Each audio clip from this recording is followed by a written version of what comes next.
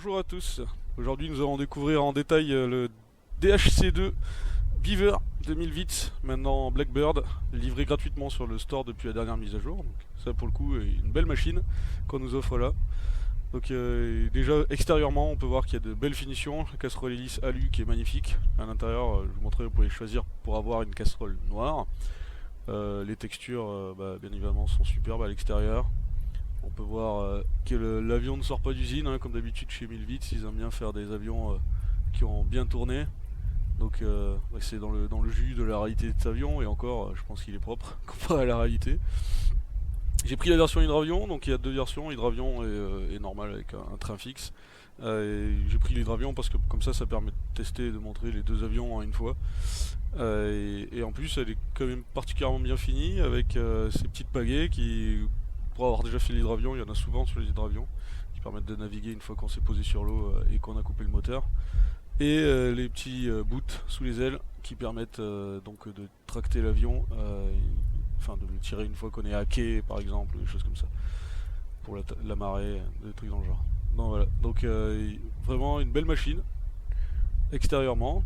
Après on va passer à l'intérieur. Donc l'intérieur du cockpit. Donc, je vais faire une rapide revue, histoire que vous sachiez à quoi correspond chaque chose. Donc ici sur ma gauche, donc déjà vous pouvez voir qu'on peut ouvrir la porte. Chose marrante, une fois qu'on est en vol, on peut plus l'ouvrir, enfin on l'ouvre mais elle se referme immédiatement. En revanche ce qui est pénible c'est que pour la refermer, vous pouvez pas l'attraper, difficilement, vous voyez, c'était par là. Donc il faut utiliser ce petit panneau là, ici, voilà, ça la referme. Ah, voilà. Ici la pompe de gavage manuelle pour avant de démarrer le moteur. Voilà. Ici ce qui permet de descendre ou de monter le gouvernail à l'arrière des flotteurs. Les sélecteurs de réservoir, le démarreur, la pompe électrique qui supplée donc la pompe mécanique du moteur, les magnétos, chauffage pitot, les différents éclairages, les éclairages aussi, l'allumage de tous les systèmes radio, la batterie à droite, l'alternateur à gauche. Ici les instruments classiques, je ne repasse pas tout en revue, j'imagine que la plupart d'entre vous connaissent. La montre, petite subtilité sur la montre, vous pouvez la remettre à l'heure. Si vous tournez, vous voyez que vous tournez une minute, vous appuyez une fois dessus et ça tourne les heures. Ça évite de faire 14 fois le tour du cadran si vous voulez changer d'heure. Le reste des instruments, rien de particulier. Ici, vous allez avoir les indicateurs position volée, on parlera des volets après, ici c'est assez particulier. La pression admission, les tours moteurs, puissance, hélice, mixture. Ici, vous allez avoir les trois réservoirs, donc front, middle and rear. Okay, donc attention, c'est pas forcément intuitif, moi j'aurais tendance à mettre le central ici, avant, central, arrière, mais non, c'est avant, arrière, central. Les pressions, température d'huile et de fuel, température du carburateur, température du cylindre. Ici, bon, la radio, pardon, j'ai PA radio et transpondeur. Ici, un peu plus particulier, donc fan park, réchauffage cabine, réchauffage carburateur, donc en fonction de la température que vous avez là, donc quasiment toujours sur froid, pardon, ça vous assez froid, vous avez des conditions gigantes. Et ici c'est la wobble pump, donc en fait c'est une pompe manuelle mécanique, c'est-à-dire que si tous les avions à la base n'avaient pas la pompe électrique ici, donc si la pompe entraînée par le moteur tombe en panne, vous pouvez toujours d'ailleurs, hein, si vous n'avez plus de pompe électrique et plus de pompe entraînée par le moteur, grâce à cette pompe vous pouvez envoyer de la pression manuellement dans le carburateur. Autant vous dire que là ça devrait plutôt vous servir. Ça c'est le coupe-circuit en haut, hein, ça coupe l'arrivée de fuel et d'huile vers le moteur. Ça c'est la jauge, donc là bon, on peut cliquer dessus mais ça fait rien, c'est la jauge d'huile. Ici vous avez l'avionique, donc ici avec un GNS 530 et 430, mais vous pouvez aussi choisir ici d'avoir des radios analogiques, un peu old school, sympa, donc vous voyez que ça change le panel ici aussi, on retrouve avec le PA ici, le reste du matos là. Et vous pouvez aussi d'ailleurs choisir ici de virer, vous voyez ça vire l'ADF ici, et après vous retrouvez avec le VOR CDI au lieu d'avoir l'ADF. Voilà. Les interrupteur pour régler l'intensité de la lumière, l'ampèremètre avec la batterie. Et après les breakers qui fonctionnent pour le coup, je les ai testés individuellement tous et ils fonctionnent bien. Si vous tirez un breaker qui est associé à un système, ça va l'éteindre. Pour finir avec le cockpit en lui-même, au-dessus de nous là on a la température et tout au-dessus de nous on a les trims. Donc trim enlacé, trim en tangage. Voilà. Et ensuite au milieu ici vous avez les volets et le train d'atterrissage qui est intégré dans les flotteurs. Petite subtilité, les volets c'est un peu plus compliqué que d'habitude. C'est un système hydraulique, mais sauf qu'il n'y a qu'une poignée. Et ça fonctionne avec ce levier. Le levier haut, les volets vers le haut, le levier bas, les volets vers le bas.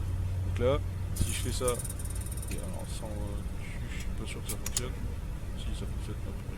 Vous voyez qu'à chaque coup, les volets sortent. Là je suis en volet take-off, ici. Si je remets un coup, je vais passer à une autre position intermédiaire. Vous voyez que petit à petit ils sortent. Il faut donner un coup à chaque fois. Et laisser le levier dans la position dans laquelle ils sont. Donc là ils sont sortis, je laisse le levier vers le bas. Si je vais les rentrer, levier vers le haut, et je tire la poignée, là. Hop. Et à chaque fois que je tire, ça rentre. Donc là ils sont rentrés. Et pour le train, c'est le même principe. Là le train bas, poignée vers l'arrière. Vous voyez que là la flèche est sur down. Et si. Excusez-moi, c'est écrit là.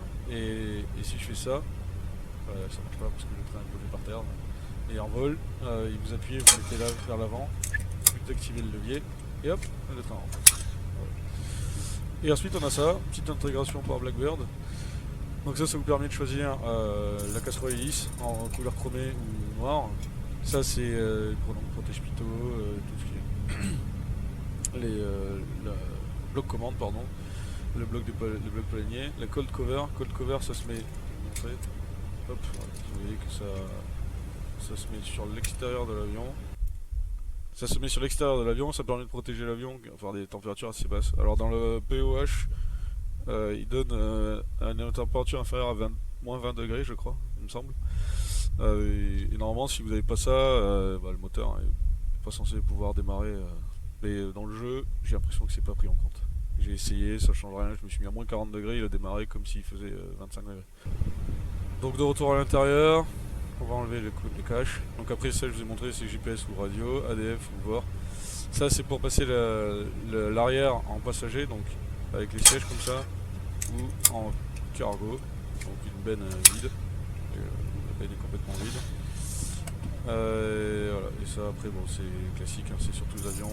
Et l'ouverture des différentes portes de l'avion. Voilà. C'est le seul Bonica, c'est pas extrêmement riche, c'est l'essentiel. Et donc on va procéder à la mise en route. Pour ça, on va ouvrir un réservoir, donc normalement le plus plein, étant donné qu'ils sont tous pleins, tous pareils, je vais mettre le central. On va mettre 1, 2, 3, 4 coups de pompe de gavage. Alors je pense qu'elle ne sert pas à grand chose pour le coup dans le jeu. Tout est bien sûr off, les breakers sont rentrés, on a bien les manettes au mini. Donc on va allumer la batterie, on va mettre nav et beacon. Après on va allumer la pompe de gavage, mais la pompe électrique. Mais vous pouvez voir ici la pression de carburant est à 0. Et vous voyez la pompe manuelle, si je donne un coup, hop, la pression monte. Et c'est une pompe manuelle. Donc vous voyez qu'elle va redescendre. Donc vous ne fiez pas au fait que ce soit élevé, si vous devez l'utiliser. À chaque fois il faut pomper. Pour donner un coup, hop, ça remonte. Voilà. Donc là on va mettre la pompe électrique, hein, qui elle gave bien à 5 PSI, donc c'est bon. Enfin 5 livres, c'est pas des PSI, bon, c'est des livres par pouce carré. Enfin, c'est ça, livres par pouce carré. Donc on a mis ça, on va ouvrir la mixture, on laisse les hélices au mini, on ouvre à peu près un quart de puissance et on s'apprête à réduire quand le moteur démarre. On met les magnétos sur 2. Et là, ici, il y a le starter, donc il suffit juste de donner un coup, et c'est parti. Voilà. Moteur démarré. Alors, moi ce qui me perturbe dans cet avion, c'est le son.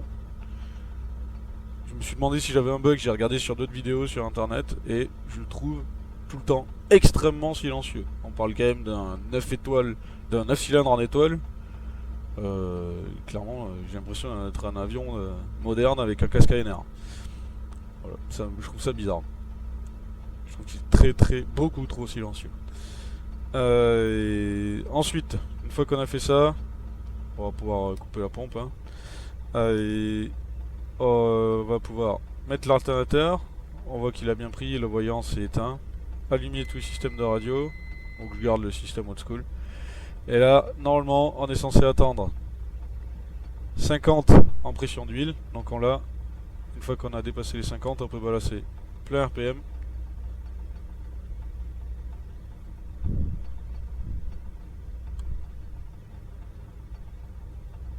Ah. Et bon, là, quand même, le moteur est censé accélérer, mais même pas. Donc, on a balancé plein RPM. Les radios, bon, on va pas s'en occuper, c'est pas le but du jeu.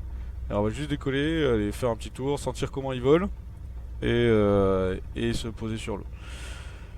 Donc, pour rouler, on va mettre tout ça pour pénétrer sur la piste. Le frein de parc, il se trouve ici. Hop, on lâche le frein de parc et on est parti. Il faut savoir qu'au roulage, alors normalement on est censé être entre ici. Alors c'est le défaut de cet avion, c'est qu'avec la manette on voit pas très bien la puissance. En fait ici vous avez la pression de mission et ici vous avez les tours. Donc vous êtes censé être entre en gros 1002, 1004 max au roulage. Oui, donc le 1400 en fait il est là juste au-dessus de la manette. Donc on va décoller face à l'eau, il n'y a pas de vent. Hop, je repasse sur le traquier. Et il va nous falloir sortir les volets. Donc à savoir pour le roulage que le palonnier contrôle la roulette de queue. Enfin les roulettes. Alors pour l'autre c'est la roulette de queue, là il n'y a pas de roulette de queue. Mais sur l'autre version, le palonnier contrôle la roulette de queue sur 25 degrés de part et d'autre de l'axe de l'avion, enfin gauche-droite quoi. Au-delà de 25 degrés, la roulette devient folle. Donc attention à ça. C'est à prendre en compte. Et donc là on va sortir les volets. Donc c'est ce que j'expliquais tout à l'heure. Là vous voyez qu'on est en cruise. Donc là on va mettre le levier vers le bas et on va donner un coup, deux coups. Et là on est en take-off. Donc on a tout. Les essais moteurs je vous épargne, c'est pas forcément utile dans le jeu. On peut les faire mais bon, vu que la gestion des pannes n'est pas au top, ça change pas grand chose. Et on va mettre la puissance. On évite de passer dans le rouge là au niveau des cadrans, vous regarderez sur le vôtre. Et c'est parti. Rotation à peu près à 55 miles/h. Le tagazou s'arrache du sol. Et là vous pouvez monter à 80 miles/h. Une fois que vous êtes safe, réduction à peu près à 30 de pression d'admission. Et vous pouvez mettre les hélices à 2200 tours. Voilà. Et il se compose bien, il vole bien. Voilà, comme je vous disais, je le trouve très silencieux. Franchement, le bruit du moteur me paraît vraiment bizarre pour un tagazou pareil. Et là, on monte à peu près à 600 pieds minutes. Et une fois qu'on s'est affranchi de tout ça, on va pouvoir passer en volet climb. Donc ici, hop, je rentre un cran. Vous voyez que maintenant je suis en climb ici, là. Ici, climb. Et la vitesse optimale de montée, c'est 95. Bon, on va pas monter à des années-lumière. Le but c'est juste de faire un petit tour. Voilà, donc on va le laisser accélérer. Et on va se stabiliser vers 2000 pieds. Ah, combien on est à 1000 Ah, 1500 pieds. Donc il se pilote facilement. Il est sympa, il est beau. L'avionique, si vous avez des questions sur l'une ou l'autre, je pourrais y répondre dans d'autres vidéos. On va pas s'attarder dessus. Et maintenant on va se présenter pour un atterrissage. Donc juste en croisière, si vous voulez mettre vos paramètres de croisière, vous avez tout dans la dock de l'avion. Et en gros, la croisière que vous utiliserez le plus souvent, c'est ici là. Vous mettez en gros 29 de pression d'admission juste en dessous du 30 là, et 2000 tours. Ici. Voilà. C'est ce que vous utiliserez normalement le plus souvent, et à savoir que vous consommez à peu près 20 gallons impériaux par heure, sachant que là-dessus c'est des gallons impériaux. Faites attention, c'est pas des gallons américains, c'est Imperial Gallons. Ouais. Donc en gros, si vous avez les réservoirs pleins, vous avez un peu plus de 3 heures de vol. C'est ce qu'il faut retenir. Donc maintenant on va se présenter pour un atterrissage et je vous montrerai un petit bonus de choses qu'on fait vraiment en hydravion et qui est assez marrant. Donc pour se présenter, vitesse d'approche c'est 90 nœuds. Donc là on va réduire, on va remettre plein petit pas, on va garder la mixture en avant. Et là on va sortir. Je vais y arriver. On va sortir. Les volets vers atterrissage, je suis bien toujours dans mon plan. Enfin, qu'il faut, voilà. Hop. Je suis en volet landing ici. Voilà. Et là, je vais piloter mes 90 nœuds sur ma finale et sur ma approche les 80 nœuds en course pour venir après faire un touchdown. On va mettre la pompe, on a bien tout devant.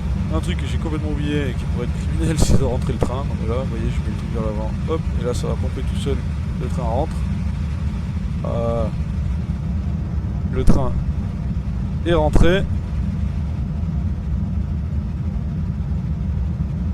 Et là, on va se poser. On va viser à côté de ce petit banc de terre.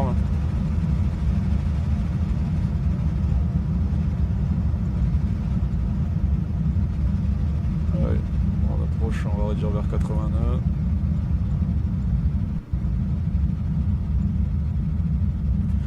Donc sur l'eau, il faut regarder loin. Si vous faites une fixette juste devant vous, que surtout quand dans le jeu, comme dans le jeu, là c'est tout le temps de l'eau un peu en miroir. Vous verrez très difficilement la hauteur. Donc il faut regarder loin pour voir la hauteur monter.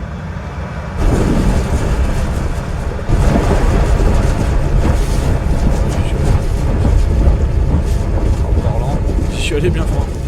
Bon voilà, donc là l'avion décélère, donc vous voyez que pour le moment je peux le piloter mais il ne peut pas venir, donc c'est pas terrible. Si je veux me rapprocher de la côte, ce que je vais faire, c'est que maintenant que j'ai bien ralenti, je vais sortir les gouvernails sur l'arrière.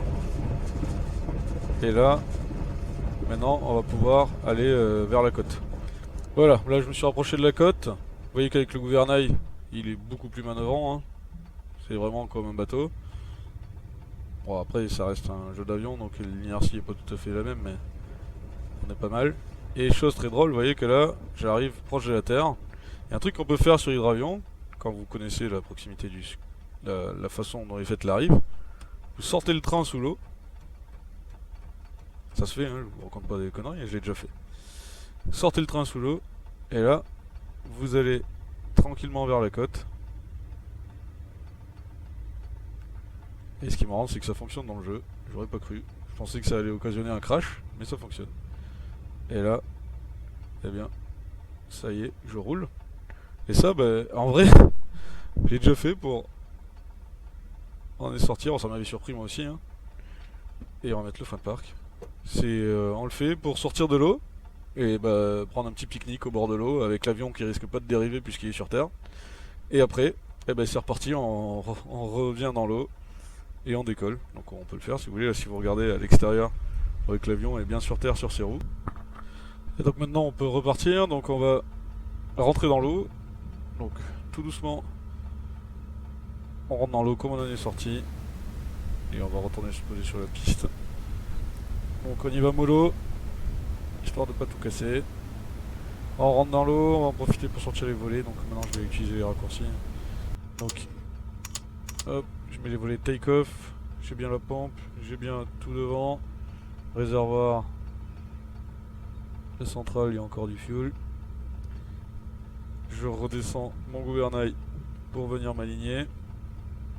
Donc là le trajet va être très court. Hop, voilà, je me suis aligné, une fois aligné, je rentre le gouvernail, je rentre le train. Le train est rentré, le gouvernail c'est bon, les volets c'est bon. Et le gouvernail on le rentre parce que sinon on va tout casser à l'accélération. À l'accélération, vous voyez que les pneus sont suffisants et le gouvernail explose. Et là, l'avion déjauge, on le tire souplement et il décolle. Donc là la piste est juste en face de nous. Donc comme tout à l'heure, allez, je vais prendre 95 nœuds, on va rentrer en volet climb. voilà, et la piste est juste là. Hop, on va pouvoir ralentir. Et on va pouvoir sortir directement les volets. Atterrissage histoire de ralentir.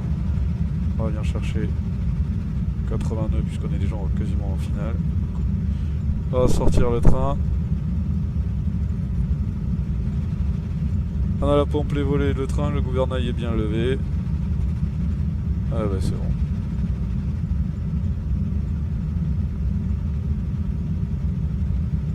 Ouais, je suis un peu lent. On va mettre des watts.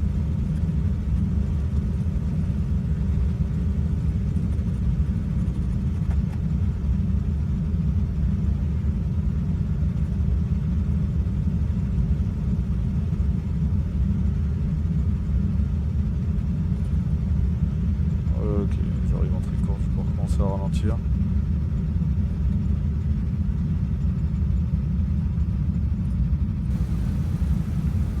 Et le travaux de pression on est configuré. On se pose.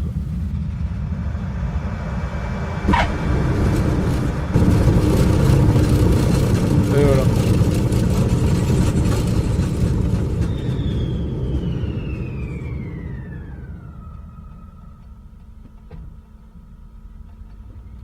Un avion sympa, très agréable à piloter.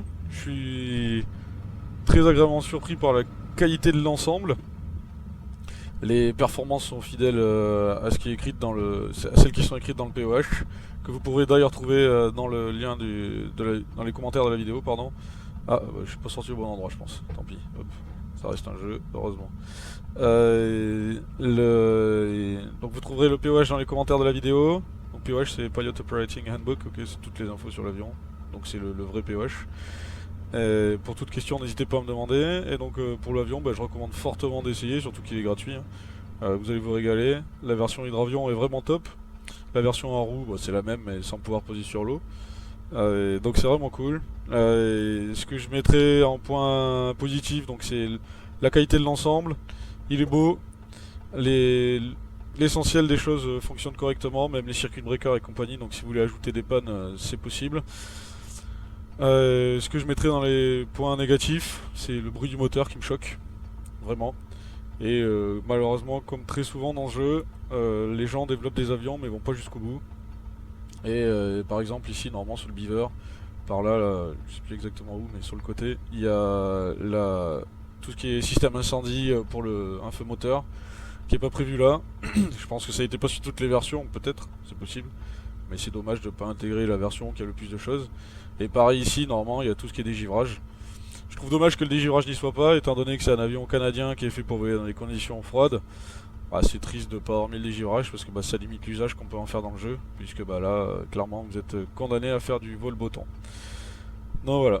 Mais un très bel avion, très bien fini. Et j'espère qu'il évoluera, je ne pense pas, mais je pense qu'on en restera là. Mais en tout cas, une belle machine que je conseille vivement. Allez, bon vol, bonne mer si vous prenez l'hydravion, et à la prochaine!